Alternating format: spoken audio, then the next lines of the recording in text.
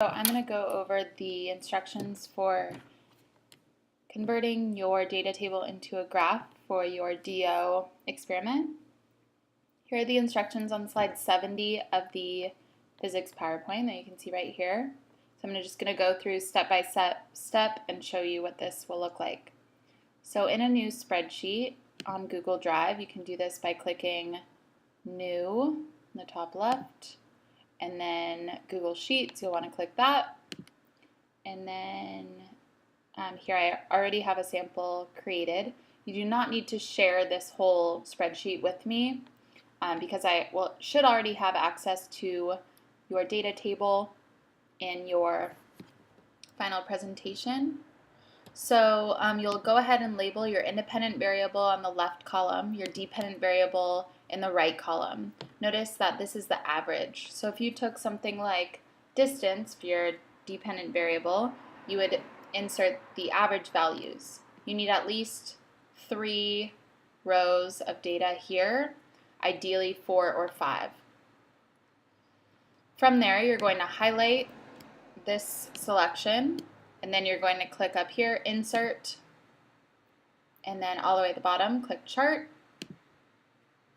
Once you click Chart, it will give you some options for what kind of chart you would like. You are going to click the Scatter Plot, so this option. And if you would like to customize anything, you can click on Customization in terms of font color, font size. If you see the legend option, that refers to these blue points. Because I'll pretty much know that this is plotting the average rolling speed on the y-axis, you can go ahead and click None for this selection, so you don't need the legend. It already formats the title for you. Make sure you have correct units with your graph. Again, if you want to change the font or the grid lines or anything, you can customize here, but then you will just click Insert, and that will come here. There's also an option where you can create a link to the spreadsheet. So if you go to where I pasted this, here's a sample. I reformatted my column headers so they have a black background. And if I click here, I copy and pasted it. And then if I clicked here where it says Open in Sheets, that should take me directly to that new or the previous spreadsheet. There were some questions that people had where they graphed all of the trials of the data that they took. And that would be okay to record data for, however, it's not required. So if you choose to graph the data from all trials, I would prefer that you do that on a separate slide in your final presentation. Again, eventually, this is all going to go in this slide. So you will have the raw data.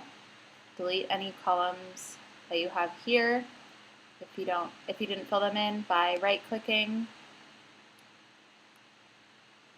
and then clicking Delete Column. Columns are vertical, rows are horizontal. And then this is where you're inserting your average values. So make sure you have the correct column headers.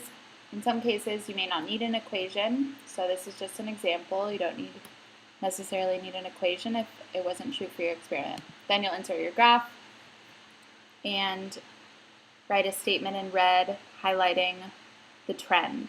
So in this case, as mass increased, we found that speed mostly increased. However, there was an outlying trial at 60 grams, this value here. Okay, so your best fit data. For this example, for initial velocity versus total stopping distance, we see a pretty clear trend here. As initial velocity increases, total stopping distance also increases. Please email or comment below if you have any questions, and I'd be happy to answer them. Good luck.